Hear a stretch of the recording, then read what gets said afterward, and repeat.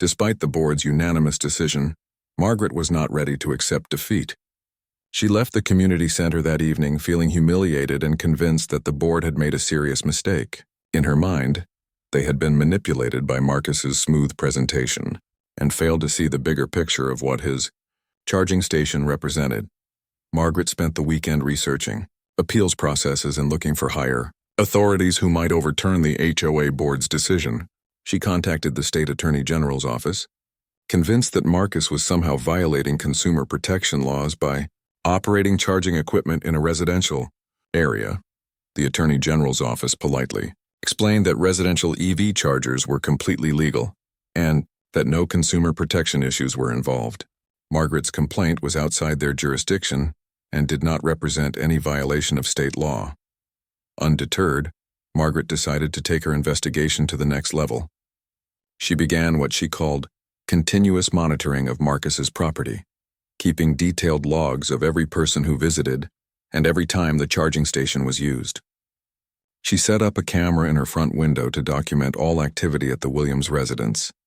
Margaret's surveillance became so obvious that other neighbors began to notice. The Johnsons mentioned to Marcus that they had seen Margaret taking photos and videos of his house at all hours of the day. Several residents expressed concern about Margaret's behavior, wondering if her obsession with the charging station was becoming unhealthy. Marcus initially tried to ignore Margaret's surveillance, hoping she would eventually lose interest and move on to other concerns. However, when he discovered that she was taking photos of his family members and visitors, he decided more direct action was necessary. Marcus had been researching his options and learned about smart security systems that could help protect his property while documenting any inappropriate behavior. He decided to install a comprehensive security camera system around his home, including cameras focused on his driveway and charging station. The security system Marcus chose had advanced features including motion detection, automatic recording, and smartphone alerts. Most importantly, it could distinguish between normal activity and suspicious behavior, creating detailed logs of any unusual surveillance or trespassing.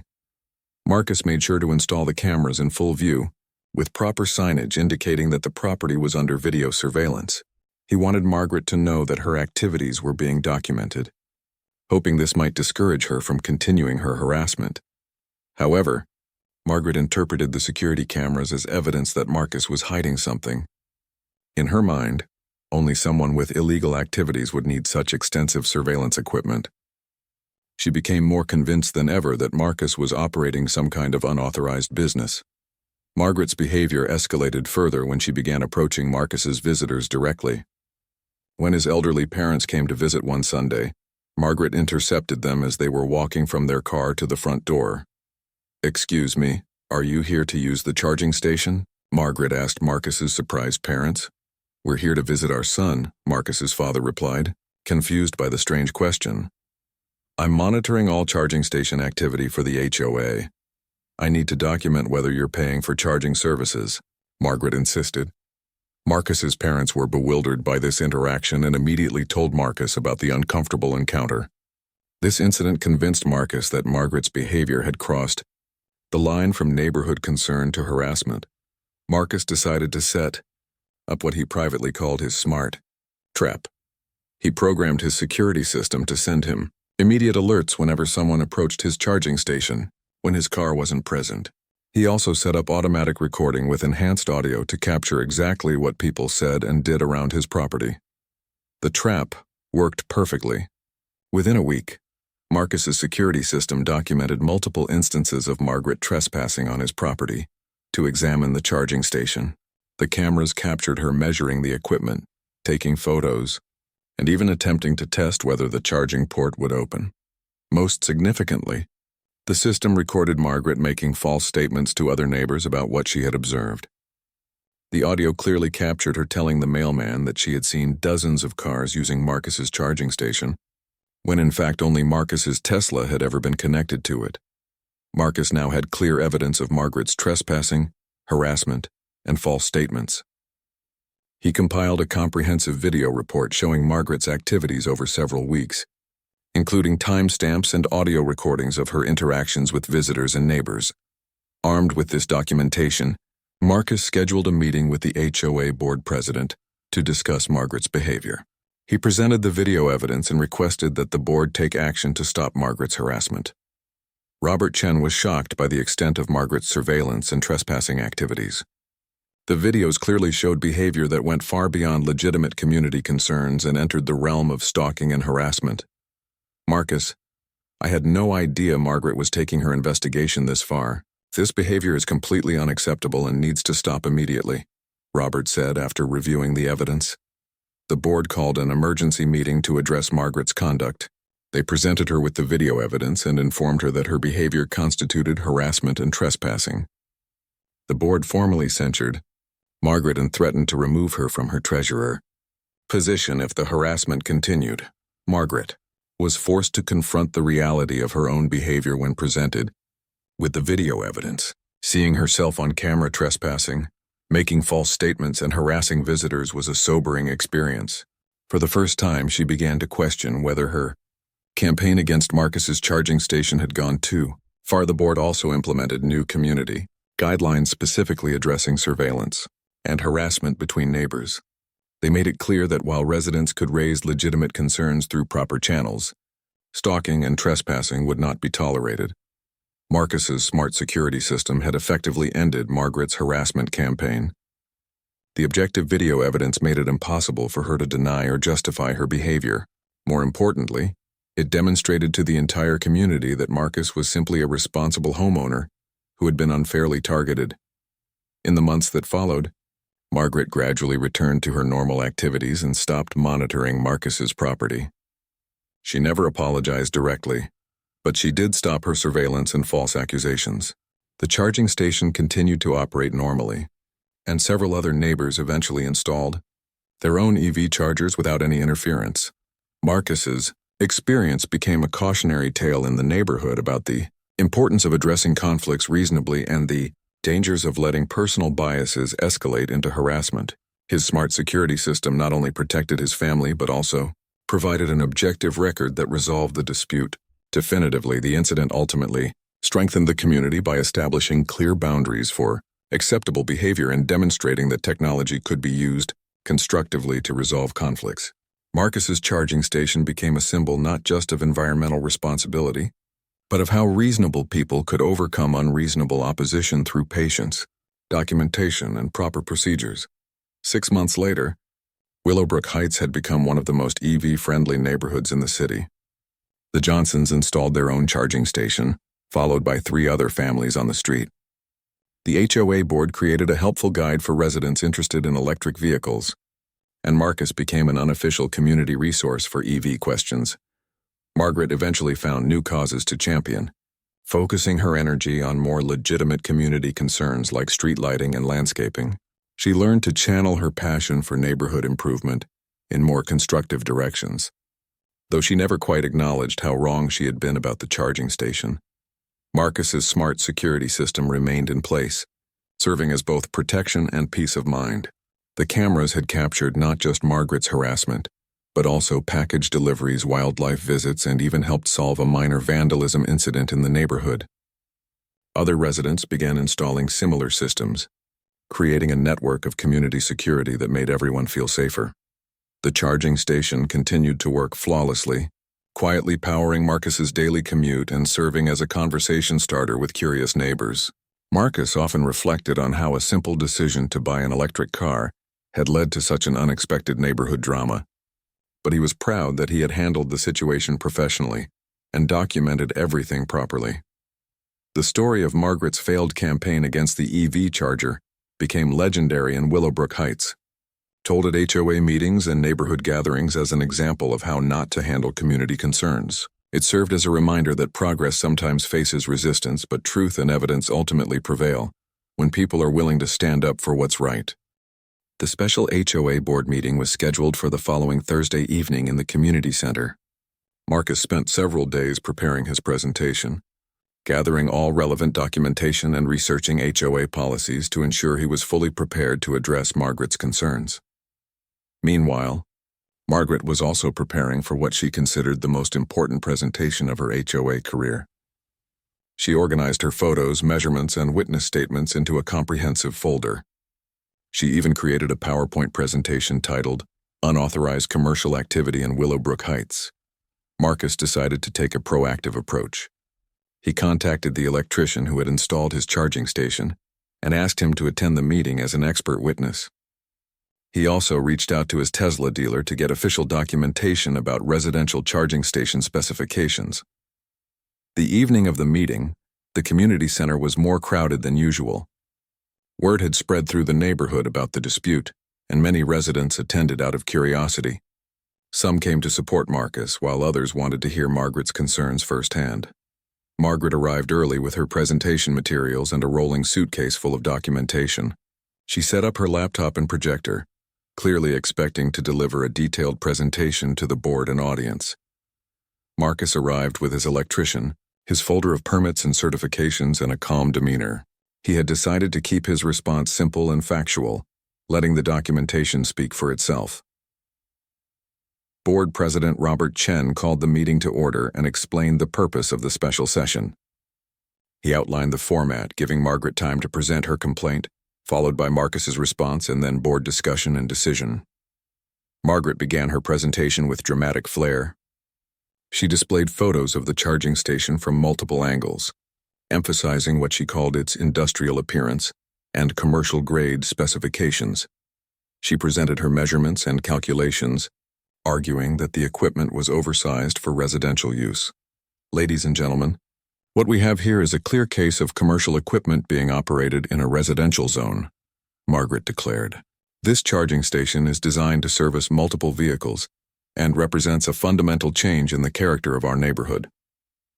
Margaret then presented her evidence of commercial activity, including photos of neighbors examining the equipment and Marcus's detailed technical knowledge during their conversation.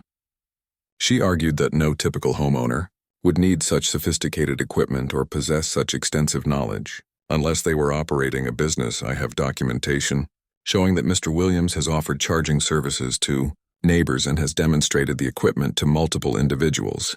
This constitutes advertising and customer service activities that are inappropriate for a residential setting, Margaret continued.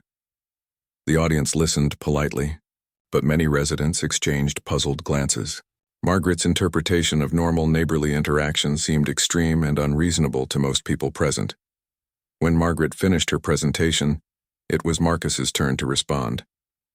He approached the podium calmly and began by thanking everyone for attending and expressing his respect for the HOA process.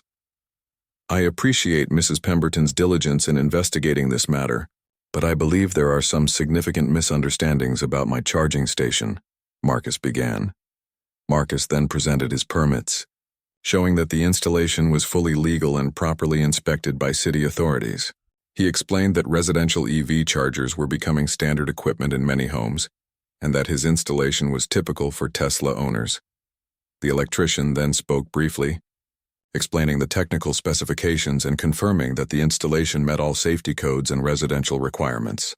He noted that the equipment was specifically designed for home use and was no different from other high-powered appliances like electric dryers or air conditioning units.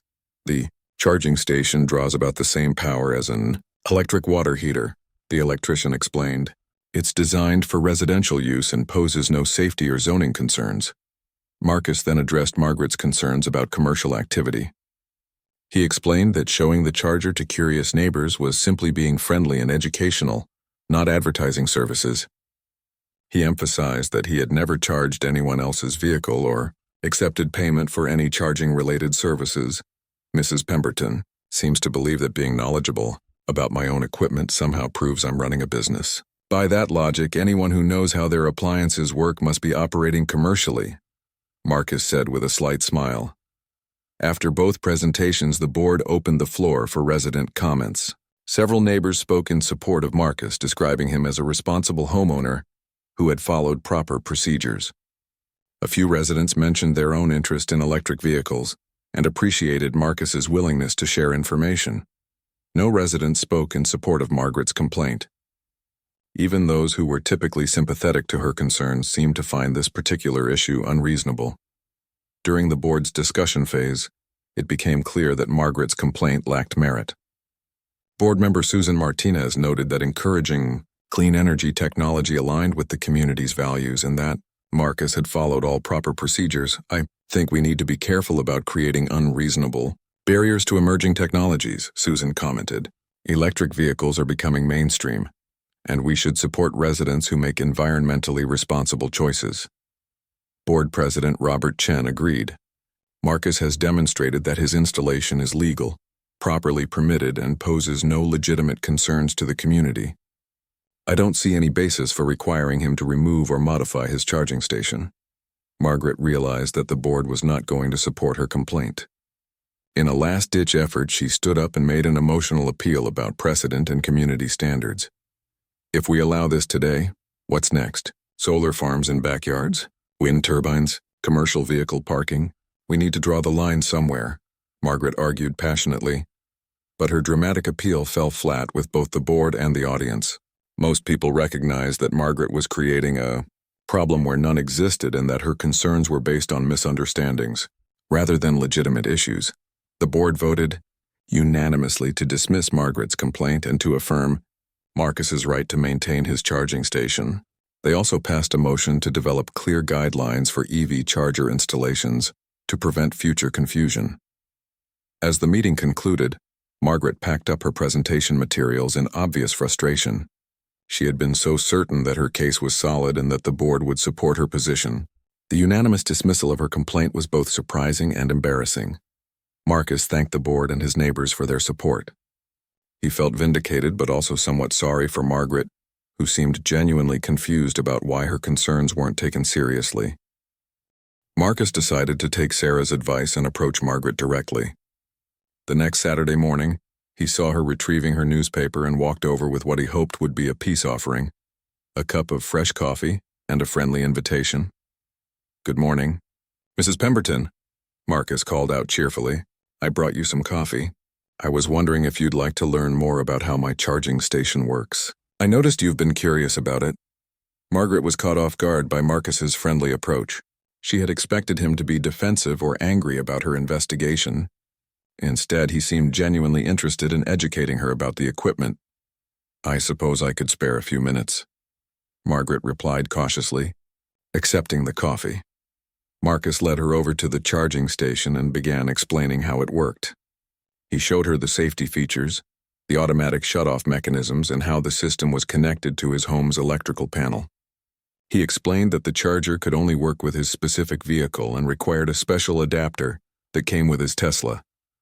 "See, Mrs. Pemberton, it's really just like a big phone charger. It only draws power when my car is connected, and it can't be used by other vehicles without the proper equipment," Marcus explained patiently.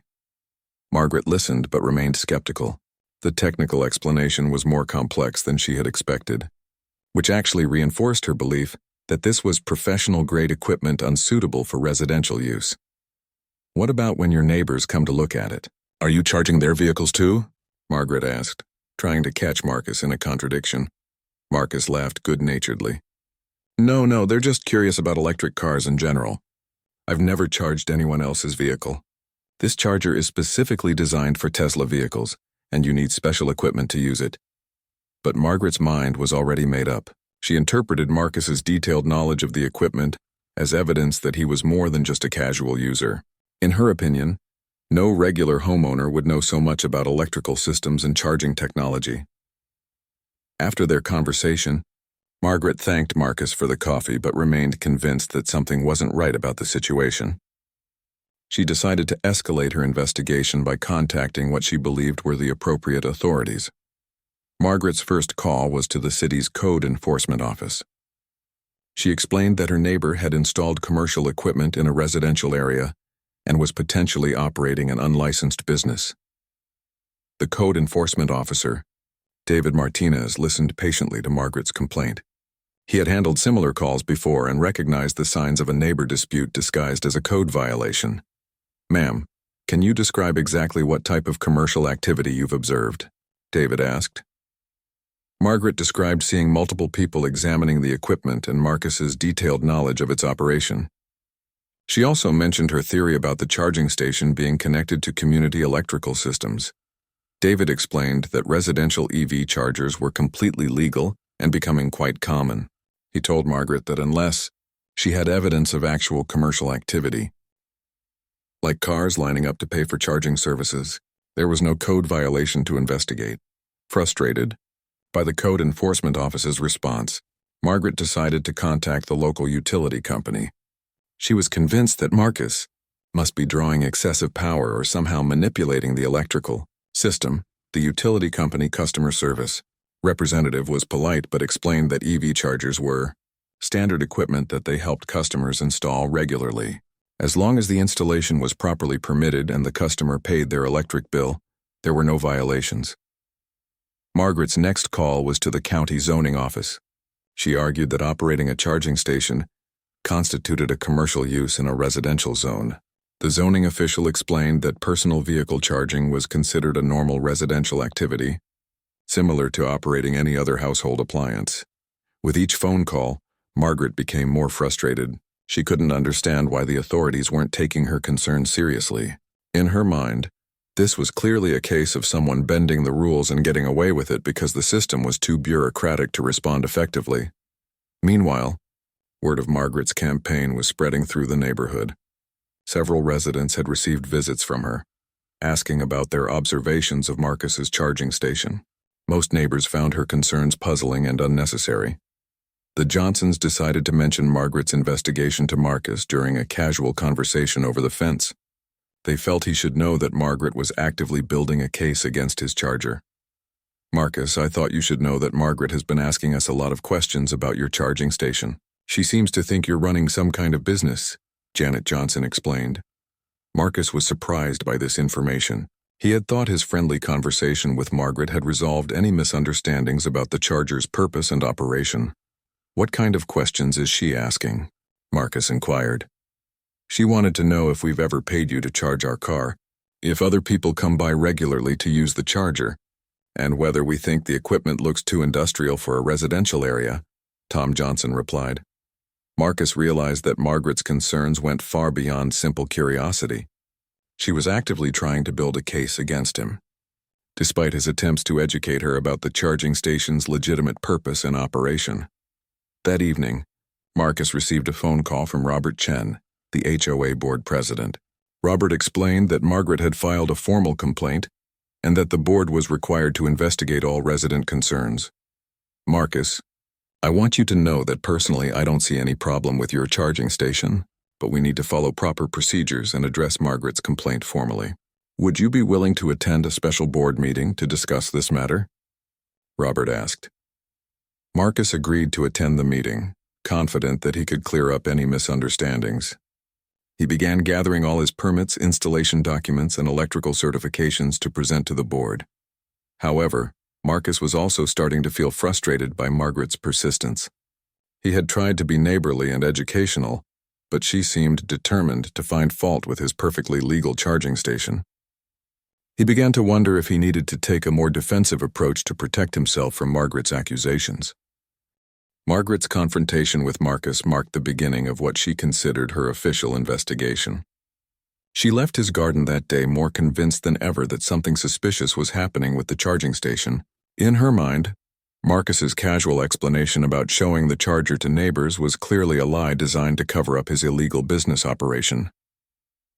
That evening, Margaret called her friend Diane, who lived in a different subdivision but shared Margaret's passion for maintaining neighborhood standards. As Margaret described the situation, she became more animated and certain of her position. "Diane, you should see this thing. It's like a gas station pump right in his driveway, and people are coming by to use it all the time. It's obviously commercial equipment disguised as a personal charger," Margaret explained. Diane encouraged Margaret's suspicions. "You're absolutely right to investigate this, Margaret. These people think they can get away with anything these days. Have you considered that he might be stealing electricity from the community somehow?" This suggestion sparked a new theory in Margaret's mind. What if Marcus had somehow connected his charger to the neighborhood's common electrical systems? What if he was charging his car using electricity that belonged to the entire HOA community? The next morning, Margaret decided to conduct what she called a technical inspection of the charging station. She waited until Marcus left for work, then walked over to his driveway with a notebook and camera. She examined the charger from every angle, took detailed measurements, and tried to trace where the electrical connection led. Of course, the charger was properly connected to Marcus's home electrical panel, just like any other appliance. But Margaret's limited understanding of electrical systems led her to misinterpret what she was seeing. The professional-grade equipment looked more complex than a typical household appliance, which reinforced her belief that this was industrial or commercial equipment. While Margaret was conducting her inspection, Marcus's next-door neighbor, Janet Johnson, came outside to get her mail. She noticed Margaret crouched beside the charging station with a tape measure and camera. "Everything okay, Margaret?"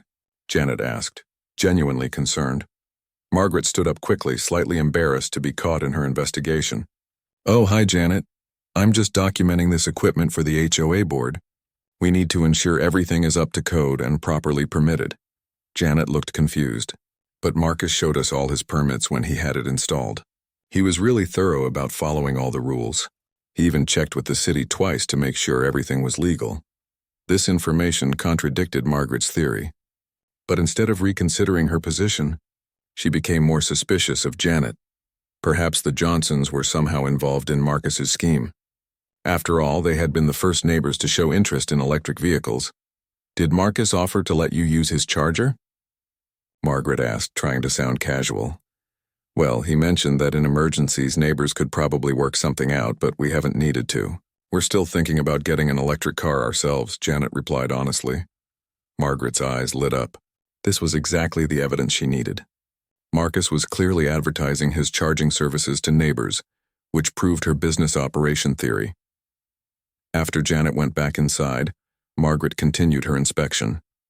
She noticed that the charging cable was long enough to reach different parts of the driveway, which in her mind confirmed that it was designed to accommodate multiple vehicles. She took photos of the cable's full extension and measured the coverage area. Margaret also observed that the charging station had several indicator lights and a digital display. To her, this looked like the kind of sophisticated equipment used in commercial settings, not something a homeowner would need for personal use.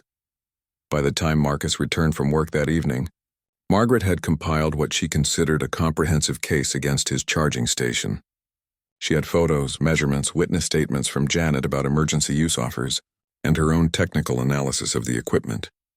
That night, Margaret prepared a formal complaint letter to submit to the HOA board. She outlined her concerns about unauthorized commercial activity, potential misuse of community electrical resources, and violation of residential zoning laws. She requested an immediate investigation and potential enforcement action against Marcus.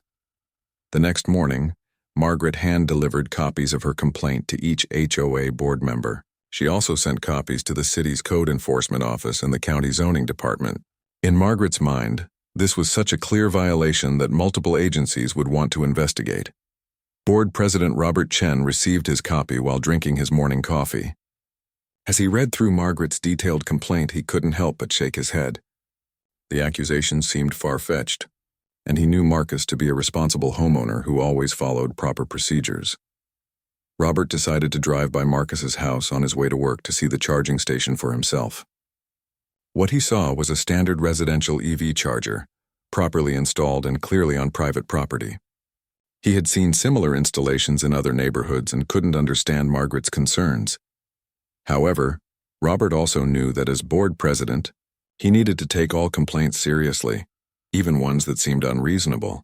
He decided to schedule a special board meeting to address Margaret's concerns formally. Meanwhile, Marcus was starting to notice Margaret's increased attention to his property. He had seen her walking past his house more frequently and had caught her taking photos of his charger on several occasions. At first, he assumed she was just curious about the technology, but her behavior was becoming concerning.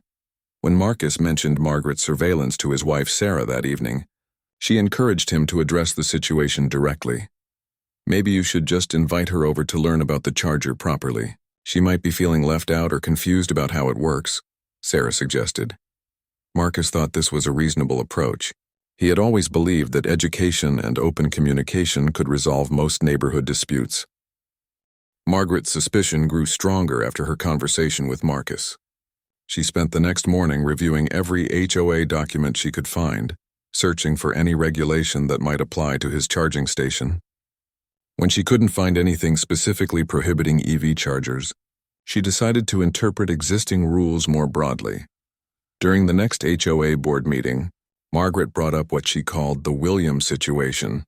She presented her photos to the other board members and argued that the charging station violated the community's aesthetic standards. According to Margaret, any external equipment needed pre-approval, regardless of what the current bylaws stated. Board President Robert Chen listened politely, but seemed unconvinced. "Margaret, I don't see any violation here. The charger is on his property, it's professionally installed, and EV chargers are becoming quite common. We should probably be encouraging green technology, not discouraging it." Board member Susan Martinez agreed. "My nephew has one of these chargers. They're actually quite attractive and don't create any noise or disturbance. I think we're making a mountain out of a molehill." But Margaret was persistent. She argued that allowing one resident to install equipment without board approval would set a dangerous precedent. "What's next?" she asked dramatically. "Solar panels? Wind turbines? Satellite dishes? We need to maintain our standards." The other board members exchanged glances. They knew Margaret meant well, but her tendency to micromanage was becoming problematic. However, to keep the peace, they agreed to let her investigate further and report. Back at the next meeting, this decision gave Margaret exactly what she wanted: official permission to continue her campaign against Marcus's charging station. Over the following days, Margaret began her neighborhood research campaign. She knocked on doors asking residents about their opinions on industrial equipment in driveways. She carefully worded her questions to suggest that Marcus's charger was somehow problematic or dangerous. Most neighbors were confused by her concerns. The Johnsons told her they thought the charger was neat and were considering getting an electric car themselves. The elderly couple across the street said they barely noticed it. Even Mrs. Patterson, who usually agreed with Margaret about neighborhood issues, seemed puzzled by the fuss over a car charger. Frustrated by the lack of support from neighbors, Margaret decided to take a different approach. She began researching electrical codes, environmental regulations, and even utility company policies. She was determined to find something, anything, that would prove Marcus was in the wrong. During this research phase, Margaret made an interesting discovery. She learned that some EV chargers could potentially be accessed by other electric vehicles if they weren't properly secured. This gave her a new angle to pursue. Margaret convinced herself that Marcus's charging station might actually be intended for public use, which would definitely violate residential zoning laws.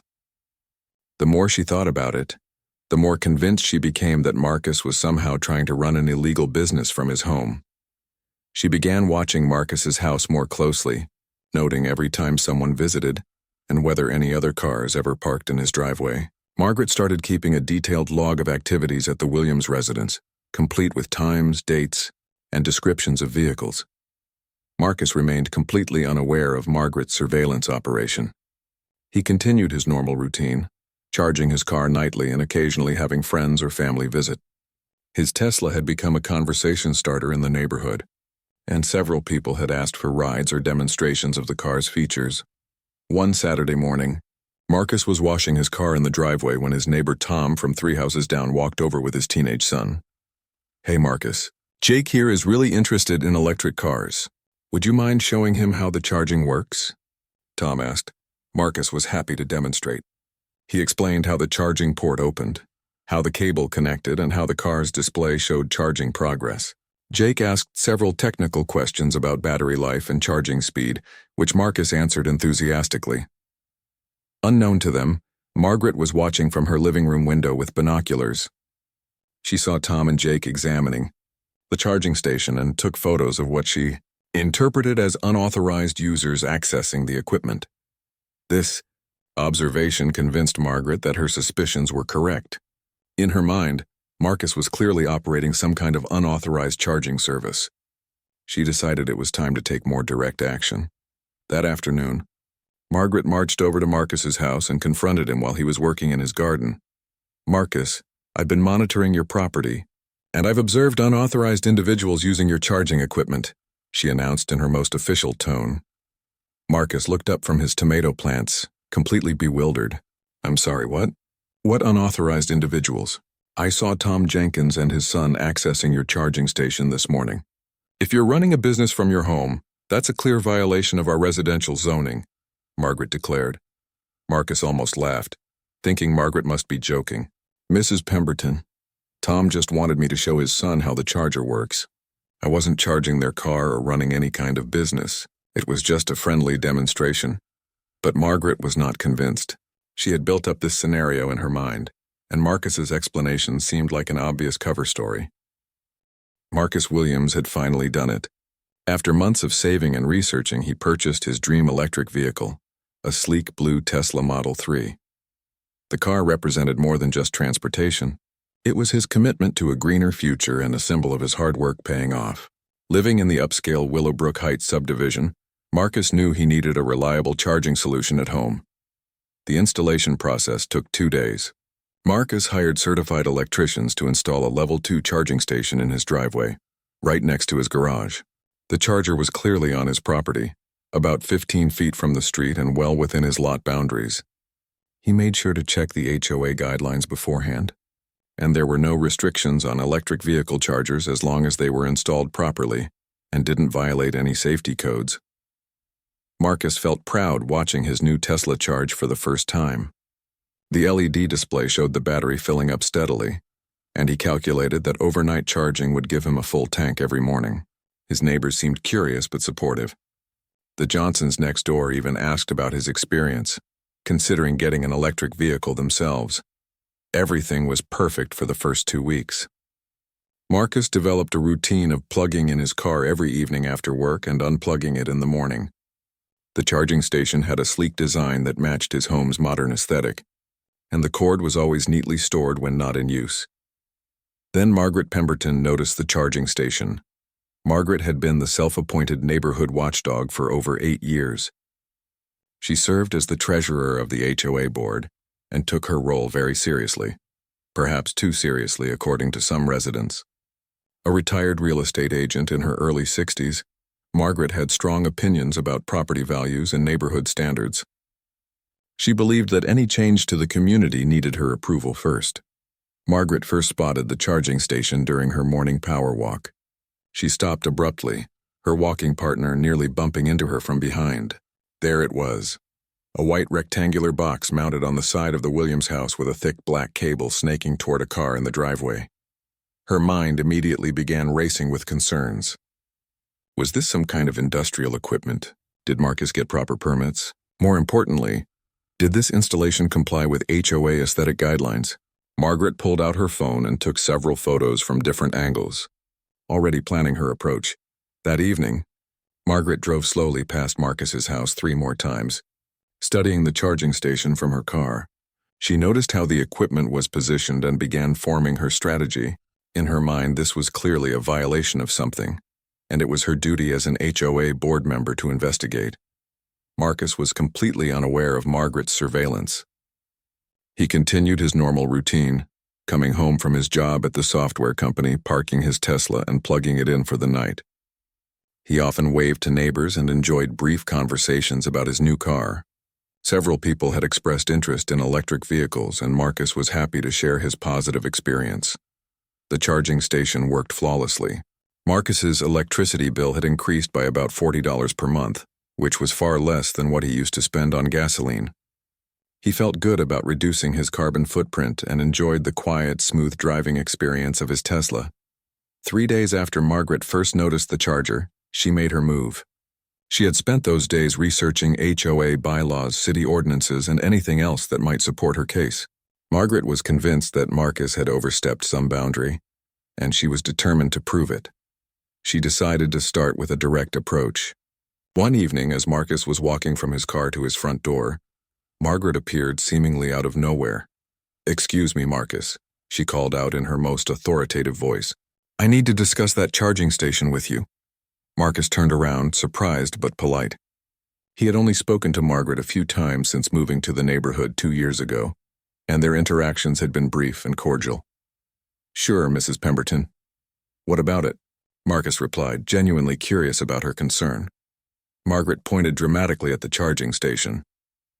That equipment you installed, I need to see your permits and HOA approval documentation.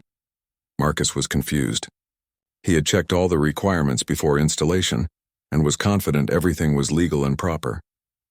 I have all the electrical permits from the city. The electrician handled everything according to code.